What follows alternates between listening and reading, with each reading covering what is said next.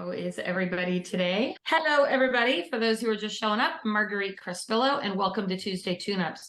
We do this every Tuesday at 9 a.m. Pacific Standard Time, and it is open to anybody with any company. We don't do any recruiting or anything like that here, and we don't talk about particular brands. So whatever company you're with is fine with me, and we're thrilled you're here.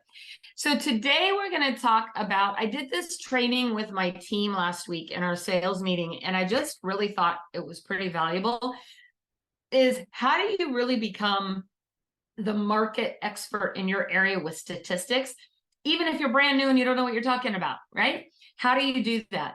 A big part of it is actually getting to know your market. And I'm going to be honest with you, I was in real estate probably a good 10 to 12 years before I ever learned or understood any kind of statistics or ever figured it out. In fact, it might have even been longer than that, because once I started in the REO world, back when I was doing foreclosures, we had to run statistics for people every day and for the asset managers and stuff like that. And it really helps you to understand a little bit more. So I'm going to use you again, Rochelle, in this situation because you're across the country. If I were to buy a home in her market, I live in Northern California, she's in New Jersey, and let's say my son was going out there for college or wanted to buy an investment property, who knows? I don't have any concept of what's happening in her market. Nothing. I've never been there. I don't know what it looks like. I don't know how long homes stay on the market. I don't know what's a good deal or a bad deal. I know nothing about her market, right? And vice versa. She doesn't know about mine. So many times what I will do if I am buying in a location like that, or let's just say I'm an investor or I'm a bank asset manager, I need to start by knowing a little bit about what's going on in her market. What's the average sales price in her market? It might not even be in my budget, right? What is the average days on market, right? What's a good price? What's not a good price? Are homes selling over the asking price, or are they selling under market, right? Can I negotiate the seller to pay some closing costs for me, or is that not going to work in her market? These are all great information to know. And you don't have to be a math expert. I failed math, algebra 3 times, so I'm not a math expert. But the thing that I do know and I have learned is numbers don't lie. They tell you what's going on. Because if I were to just randomly ask an agent, hey, how's your market? They're like, oh, it's great. Now it's a great time to buy, right? Maybe it isn't. We don't know. But how do you actually prove that you do know what you're talking about and you do know what's going on? And how do you sound way smarter than you might be in these particular areas, right? I'm going to dive in and show you some things in my MLS. Now, I know some of you are not from here in the area, so your MLS might be different, but the process, the thoughts behind it are the same, which means you should be able to find it. So I'm going to use somebody that is local. Kathy, are you local here to our market in Northern California? Who can give me a zip code that you live or work in here in the Northern California area? Isaac? 95726. Perfect. There you go. You're Granite Bay, right? No. Actually, no, I work in the El Dorado Hills office. Okay, El Dorado Hills. What we're going to do is I'm going to share my screen and I'm going to show you our MLS. Again, you guys don't get caught up in this isn't my MLS, because you can still find this data in your own MLS, whatever that might look like. Okay. I'm going to log into my MLS and I'm going to do a quick search. I'm going to ask you, before I come up with the answer, how many active homes do you think are on the market in 95726, Isaac? 26 or 62? Oh, you said 6. What did you say? 957 what? 62. So that's going to be El Dorado Hills. 95762. Okay. How many do you think? My guess is it's probably around 195 to 10, somewhere in that range. Okay, so you're in El Dorado Hills. Okay, cool. So you said how many? What was your guess? Like 190 to 210 is my guess. Oh, look at you. You've probably been looking lately. 134. Let's add continue. Really? The and inventory no is show. so low. So here's the thing, you guys. He thinks he knows that market, and he's pretty sharp. He runs it all the time. Do you think there's a big difference between 190 to 200 and 135? Absolutely. What does that now? We don't have any reference point, meaning we don't have anything from a year ago or 6 months ago to reference. But if you were looking at this, you guys, on a monthly basis, and what I would love you guys all to do is to type in the chat, okay? And to type in the chat how many properties you think are actively on the market in your own area. And if you guys want to look them up, that's fine too. You can look them up while you're on the call. But you guys, look at the thing. There's 135. Now, Isaac, let's look at a different information. Let's look and see how many pending homes do you think there are currently in that market?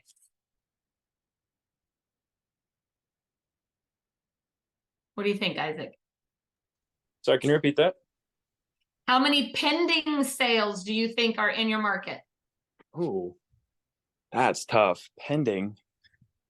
Maybe in the 40s? All right, let's look. 56. Oh, So there are 56 pending sales. So you guys, if there are 56 pending sales and 135 on the market, how much inventory do we have? We actually have a little over about 2.5 months worth of inventory. It means that it's going to take, if all 135 homes sold, it would take about 2.5 months based on the fact we have 56 pendings. Now let's look at closed, and let's look at what has sold in the last 90 days. So that would put us May 1st, May, June, July. No, we'll do June 1st. Let's do June 1st, the last 90 days. 175 homes have sold in the last 90 days. You take that and you divide it by 3, means 58 homes. We already said there were 56 pending. 58 homes a month have sold. And so the fact is that you actually have quite a bit of inventory in your market. Now, if you look at Kathy, who posted in the chat, she had 17 homes in your zip code. Where in Virginia are you, Kathy? I'm actually speaking in Virginia at the Virginia Association of Realtors, September 20th. If you're in the area, come see me. So if you look at that, she's in Northern Virginia. I'm not sure where that is in comparison to where I'm going. I'm right here, I'm in Northern Virginia in Fairfax, right outside of DC. So that's where you're coming? I am. Yeah. I'm speaking there September 20th. Okay, So, great. I'll try to be there. Yes, be sure to come up to me and say hi. Sure thing. Thank you.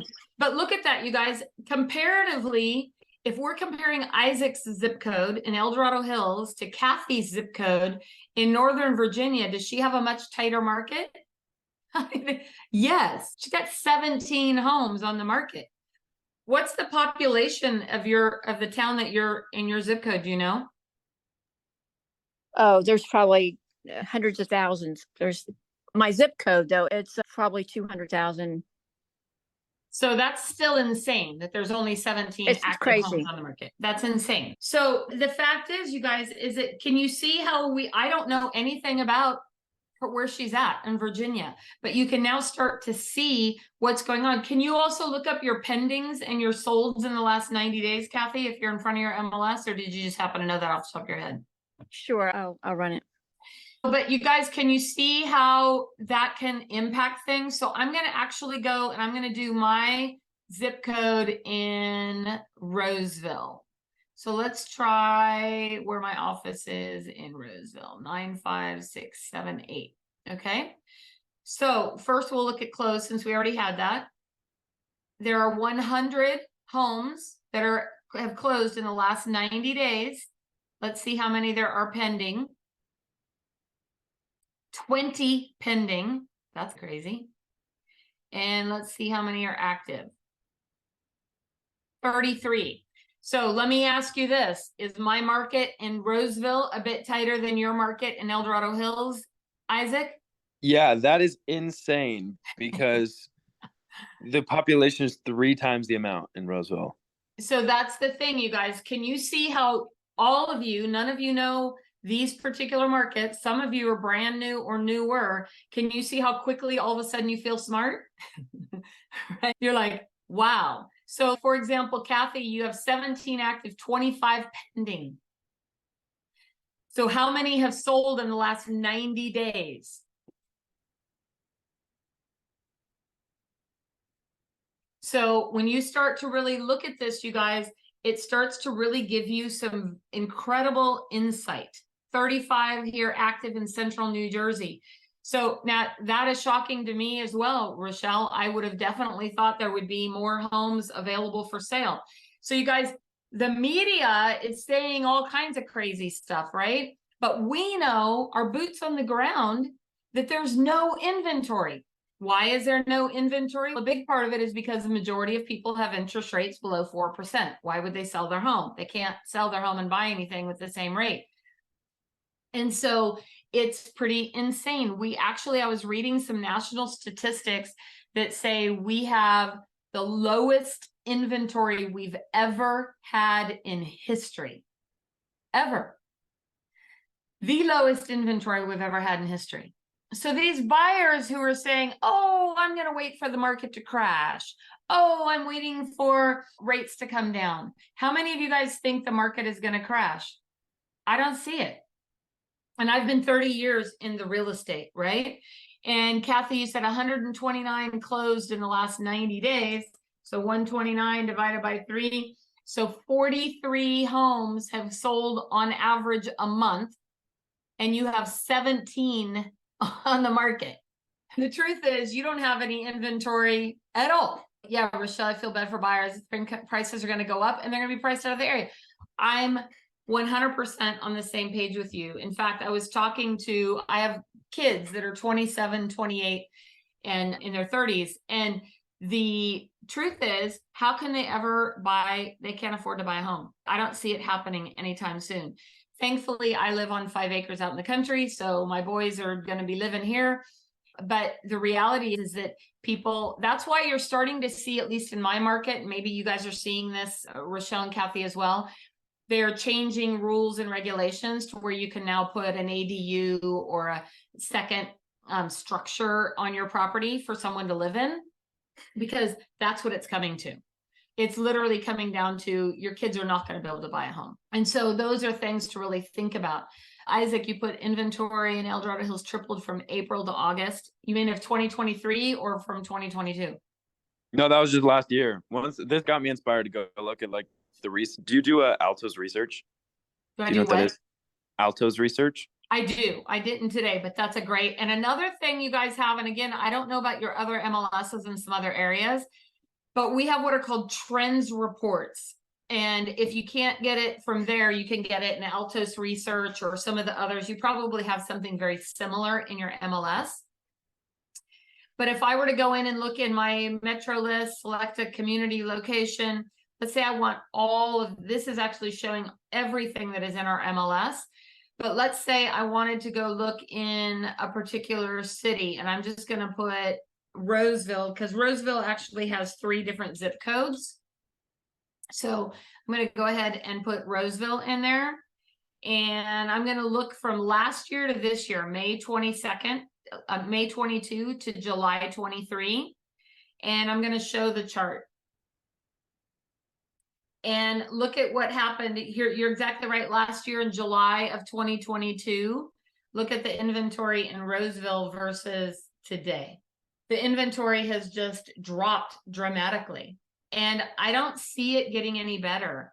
But the thing you guys can do too that I want to point out is that you can actually go and micro do it, meaning an area by map or an area by neighborhood or subdivision or something like that. So let's say you're going to farm a particular subdivision. So one of the popular subdivisions near me is called 12 Bridges in Cataverdera. If I wanted to actually know what is going on in that particular zip code or what is going on in that particular subdivision, I'm just telling you guys, I never felt as smart as I do as when I run statistics. And I sold real estate for, again, 10 to 12 years before I ever looked at stats. And I didn't look at stats until I was selling REO. So, for example, Kathy, if I wanted to buy in your area and I was like, oh, I'm going to come in and lowball it. Or I want to find an investment property. And you're like, there are 17 homes. A total of 17. And so now, and I'm going to say, but that's not how it is in California. You're going to be like, yeah, I know. But in our market, and I'm going to show you right now in the MLS, there are a total of 17 homes for sale. So I'm assuming that in your market, people are having to go way over asking. I'm competing with cash buyers. I don't know what's happening. Right. No, that's true. Yes, it's insanity. And do you also happen to know what your average sales price is? It's somewhere probably in the 600 range. So let me show you guys. I'm going to share my screen again. And I'm going to ask and encourage you guys to actually know these numbers and not guess, right? Because if I say a range, I think it's around here. Doesn't it sound better if I say, actually, I just looked at the average sales price and it's 622,000 right now. So if you're wanting to buy a home for 500,000, it doesn't exist, right? So what I can do is I can take the actives. Remember, we had 33 actives. I can take the lowest price of 231, which is a condo, to the highest price of $1,000,001. So what does that come out to? Plus 231 comes out to 1.3 divided by 2. The average sales price in this particular area and market in Roseville is 665,500. Now, if I had just guessed, if you had asked me, I would have said, probably 550. But now I actually know the average sales price, right? Now, the only thing that I could do is I could go and revise this criteria a bit and make sure it only shows single family homes. So now I can go back and look. And again, that takes my average sales price higher to, let's see, 1.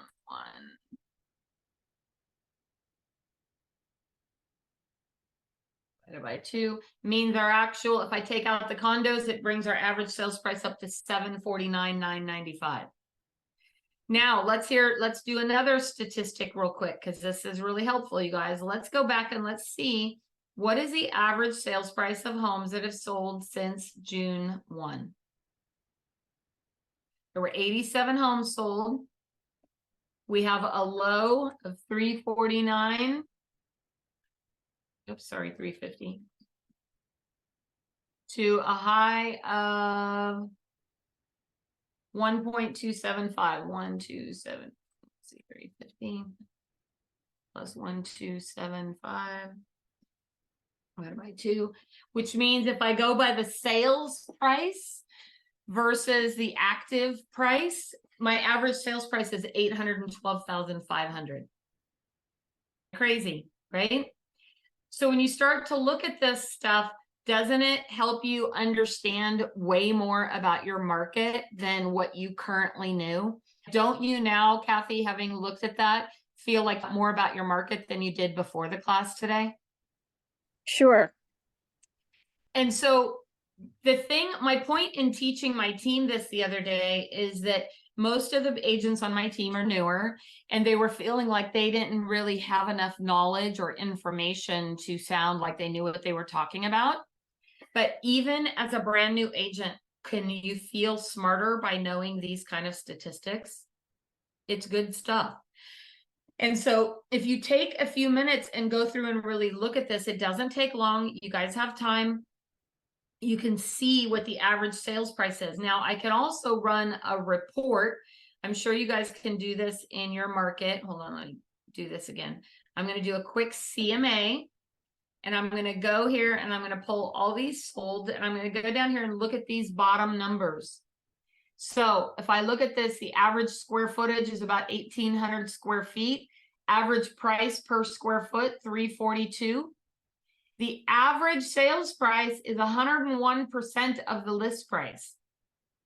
So everything is selling for over the asking price, just about, right? The majority are selling over the asking price, okay? And if you look at the list price versus the close price, they sold about 7,000 over asking on average, okay? Average days on market, 16. Obviously, there's some outliers that have sat on the market for a while. Why do homes sit on the market longer than they should? Always comes down to price, always. And so this starts to give you a clear indication of what is actually happening in your market. So even if you go sit down and you talk to a seller and the seller says, I want to list at 30,000 over what you're saying, then you can go back and show them the statistics and say, look, here's the original price versus the list price. If you also look at this right here, you guys, you'll see that the average list price was about 7,000 higher than what it actually sold for, meaning that if they had it overpriced and they finally dropped the price, then it finally did sell. They finally got some activity on it. So these type of statistics have been a game changer for me. And they've really helped me understand a lot more about the market and make me really feel like I know what I'm talking about. If you guys are doing open houses, I really encourage you to take this information to your open houses and have it available so that you can talk to people in an educated way. But the beauty of this is taking the time. This took us what? We haven't even been on this call 30 minutes. So it took us about 20 minutes to get to know what's happening in my market. And again, if I'm coming to your market, Rochelle, don't you think this would be valuable information to give me if I'm trying to figure out what's going on in your market to make a decision on whether I want to buy in that area or not? This information is going to sound way better than you just saying, oh yeah, it's a hot market, right? Exactly.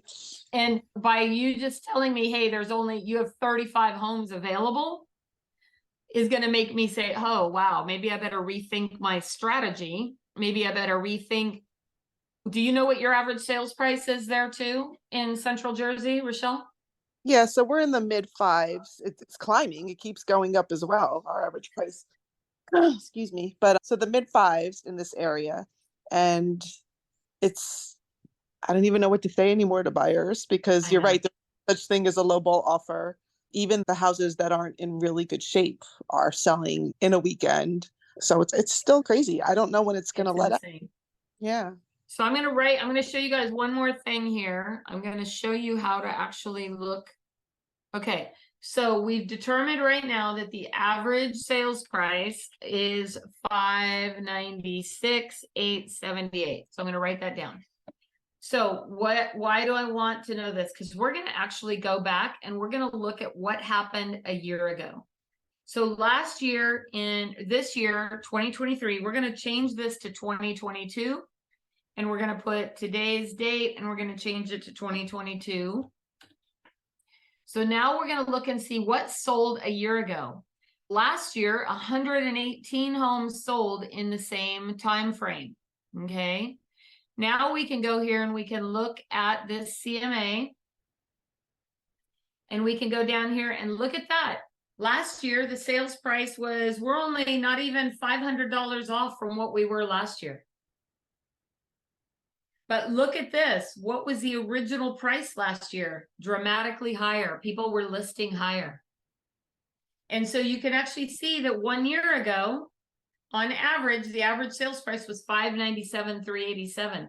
Have we had price increases? We really haven't. So that's things to really look at. Now we can go back and we can look. This is where you can go down some rabbit holes, so be careful. Let's go back and let's look 1 year even prior to that and see what was happening. First of all, a lot more homes sold. As you can see, we had 118 to 171. And let's look at the CMA again real quick. And at that time, average sales price was $551. So prices have gone up a little bit, but not anywhere dramatically like people are trying to say. Does that make sense? So again, you guys, the beauty of these numbers is that it can really give you a more accurate picture of what is going on in your particular market.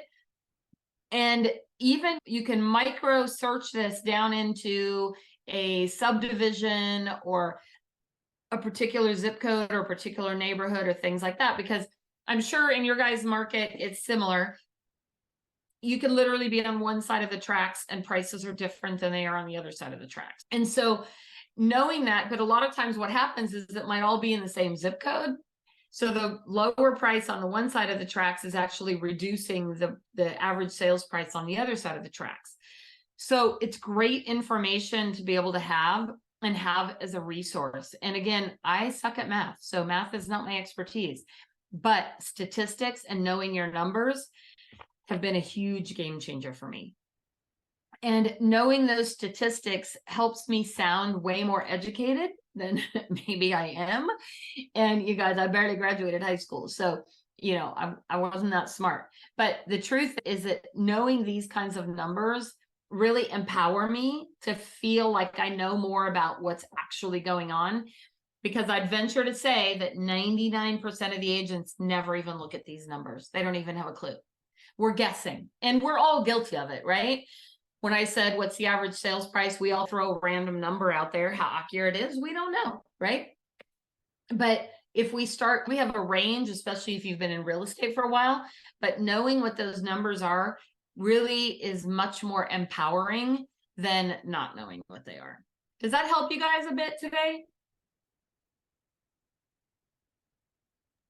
Yes, definitely. Good. What kind of questions do you have or thoughts do you have around this? I have an economics degree, so I'm a stat geek. I love this stuff too. Oh, you're a smart one. But the thing is, though, I feel like for a few years I was doing that, posting the stats and everything, but I eventually stopped because I feel like, I don't know, sometimes I have to like fluff it up a bit or learn to fluff it up a bit because I feel like maybe people are listening, and I'm referring to like videos that I would do out to the town just with the stats and the information. And I don't know, maybe, I don't know if it's better to do a video or just to do a post so people can visualize it and see things. I don't know. I don't know if the public, maybe some people like it, maybe they don't. I can't. Do you have any recommendations? Like, how else do you share that information? I obviously, present it to listing appointments, but just trying to inform the neighborhood and the town. So here's something you could even do today. I think video helps a lot because people are pretty visual. You could even say today, you can say, oh my gosh, you guys, I was on this training class this morning and we were going through and running some numbers in our local statistics. And I was shocked that we literally only have 35 homes on the market right now. 35. A year ago at the same time, we had 102. I don't know, I'm making stuff up right now, but we had 102. So I know that the national media is saying one thing, but the truth is right here in Jersey, whatever town you're located, zip code, there's practically no inventory on the market. And so if you are a seller who's thinking about selling, I can tell you that the average home is selling at 3 to 5% above ask price, or whatever information you have. But I would say it in a more kind of relaxed, kind of, oh my God, this is crazy information, right? And if you want to know more about what's happening in your neighborhood, Rochelle, just DM me and I'll run some stats for you. If you saw that, it would be much more, I think, more engaging than, so I was running numbers today and we have 172 homes in this area with an average sales price of, right? Make it more interesting and make it more engaging. But just take some of the information. Like, I wouldn't dig deep into these details. I would do something like I just said, you know what, you guys, it's insane. Like for Kathy, she had to run. I'd be like, I'm in shock that I looked up today and there are only 17 homes for sale. Never in history have we seen that low of inventory. And we understand it's crazy out there right now. And with rates low, it makes a lot of sense. But if you are thinking of selling at all, or you're going to relocate, or something's going on, please reach out to me because we literally only have 17 homes to sell right now. And for example, if you have 35, how many real estate agents would you say are in your market, Rochelle?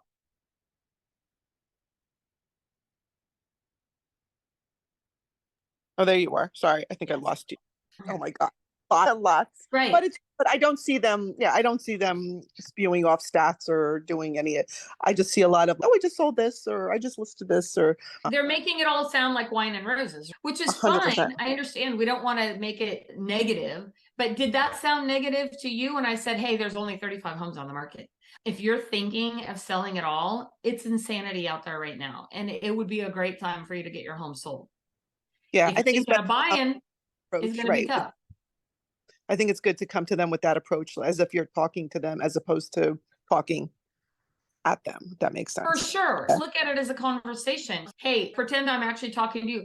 Oh my gosh, Rochelle, you're not going to believe it. We were in this class this morning. We were looking at some numbers and I'm blown away that we only have 35 homes on the market. Like I've never seen it in my career. I don't know. How long have you been in real estate, Rochelle? About 15 years actively. I've had my license since college, which was a long time ago. But when my second child was born, that's when I quit my regular job. So Yeah, but you've she's, still been licensed how long? oh my God, I don't know, since 1990. A Okay, long so time. I've been 30 years. So you've been 33 years. So I would say, look, I've been in real estate. I've had my license for 33 years. And in 33 years, I've never ever seen inventory this low in my lifetime. 100%. Yeah. You don't have to say you were active, how long Yeah. you were active. You've been licensed for 33 years. Those are things to really think about and stuff that you can talk about. You're trying to figure out maybe what reels to say or what's going on. That's a great, what if you did once a month a market update to your database? That's what we're actually implementing on my team starting next week. We're going to do a quick market update. Hey, here's what's going on, right? Because people are seeing all this stuff on the news, and how accurate is the news? We all know it's not accurate. And it's also national. So again, your market has 35. Kathy's market in Virginia had 17. Right? Isaac's market had 135. Very different than what the national news media is spewing out there. So, and real estate is local, right? Like I don't care about New Jersey unless I'm buying in New Jersey, right? You don't care about Roseville unless you're going to buy here. So knowing national statistics doesn't help you if you are considering relocating to Roseville, does it? Exactly. But I do think it's cool. Even later, maybe I will post the inventory in that area in Virginia in yours, because the thing is, and again, just like California, probably New Jersey is a big exit state. So I want people out there to know that I have contacts in other areas. Great So insight. So tag me. If any of you guys record a video in the next few days about this, please tag me. I would love to see it. But I really think that this can be incredibly valuable information. And you brought up a great point, Rochelle, is that people are relocating. So you don't know where they're relocating. Next thing you know, you could be calling me or Isaac. Isaac, I got a referral in El Dorado Hills of all places. I didn't even know it existed until today. exactly. And I recently sent someone over to the DC area too. So it's Right. always nice to on these calls to connect with people so that you know somebody off the minute someone calls you and says, "Who do you know in DC?" I want that. So Exactly. It's great, great information. Okay, that is all I had for today. I hope that was helpful. If you guys have any questions, let me know. Again, I'm Marguerite Crespillo. This is Tuesday Tune-Ups, and you guys are always welcome. You're welcome to invite people. Anybody with any company is welcome to join us. So thank you all so much for joining me today. Make it an amazing day.